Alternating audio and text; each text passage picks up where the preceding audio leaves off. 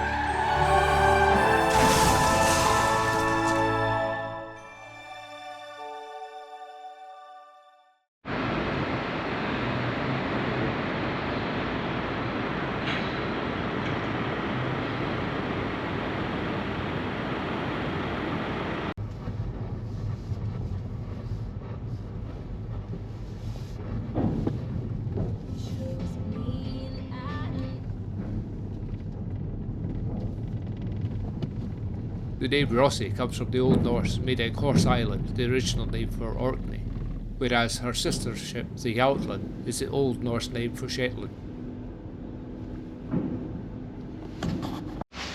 245, 245, 245.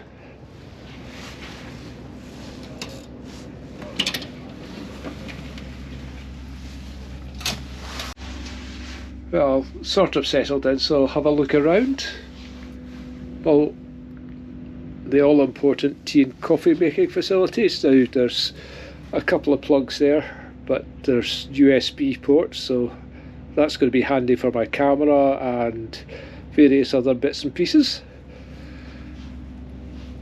2 beds, although I've got this for solo occupancy. A window, I love a window. And in here we've got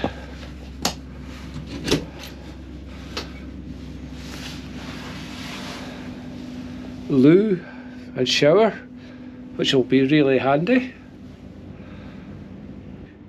Depends on how bouncy it's going to be. And in case I get bored, I've got a television.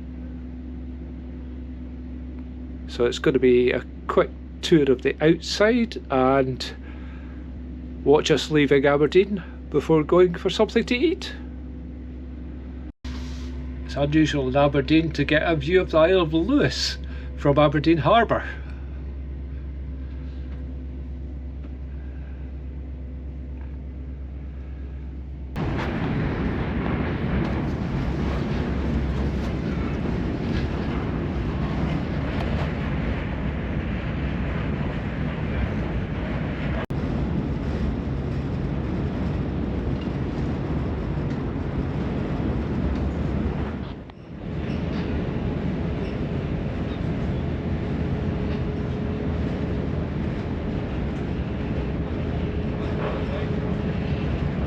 certainly thread a needle with the size of the harbour and the size of the ship.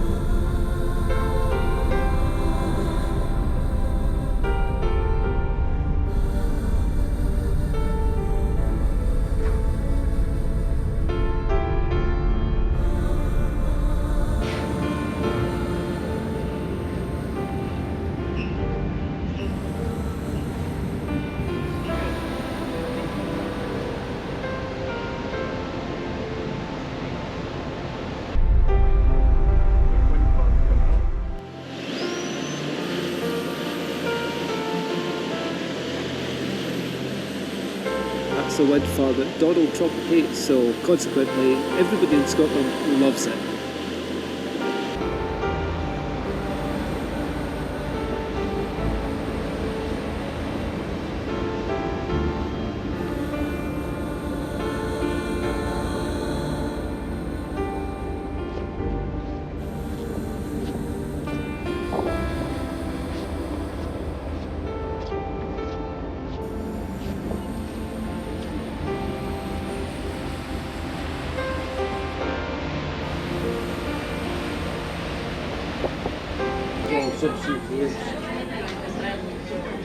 Orkney Gold.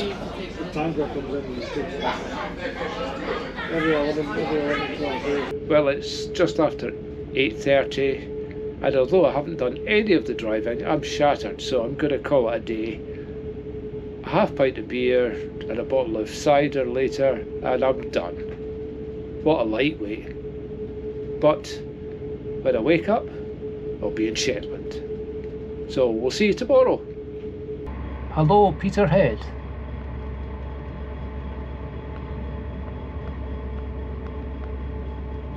Well, heading back to Aberdeen, apparently there's a medical emergency on board, and so we're going back to Aberdeen, a quick turnaround to take the passenger off, and then back up to Lerwick. So our ETA is now 9 AM instead of 7:30. Not a major problem, but I hope to God they're okay. Well, good morning. Let's see how the shower works.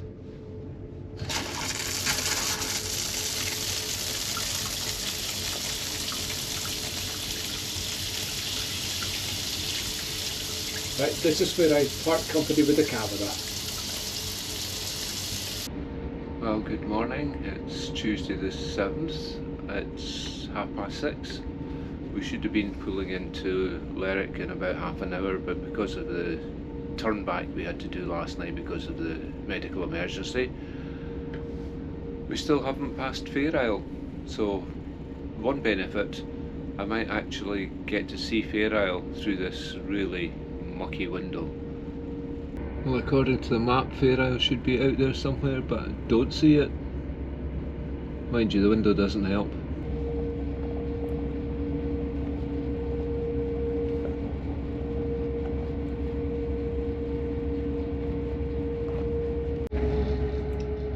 Shetland at last. We're scheduled to get in at 9. It's now 8:30. I'm all packed, ready to go.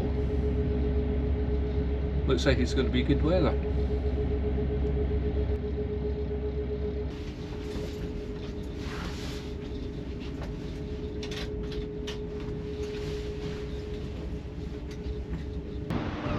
Well, that's us down at the harbour, which is very close to the centre of town, which is over there.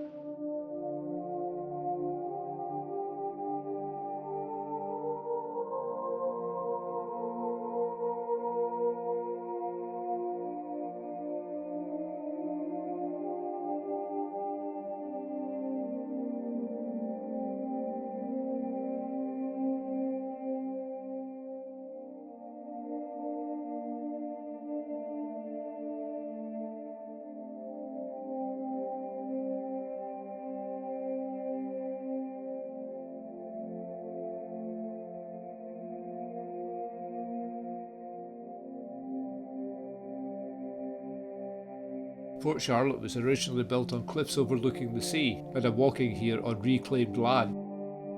The original Fort Charlotte was built between 1652 and 1653 during the First Anglo-Dutch War. We don't know much about it, and there is no trace of it left. The second fort was built on the same site by Robert Milne under the orders of Charles II at the start of the Second Anglo-Dutch War in 1665. It cost £28,000 to build. It held off the Dutch fleet in 1667. The Dutch fleet thought it was more heavily manned and gunned than it actually was. In fact, the walls were unfinished at the time, and there were very few guns. At the end of the war, it was slighted when the government decided not to station a garrison in Lerwick, and it was unmanned when the Dutch burnt it in 1673 during the Third Anglo-Dutch War. It was rebuilt in its current form in 1781 and named after Queen Charlotte, but it's never seen service during hostilities since then. It did, however, hold a garrison during the Napoleonic Wars and was later a base for the Royal Naval Reserve. From 1837 to 1875, it was used as a town jail and courtroom, and later a customs house and a coastguard station. Nowadays, it's the base for the 212th Highland Battery, part of Britain's Army Reserves. Right, we'll head to the museum now.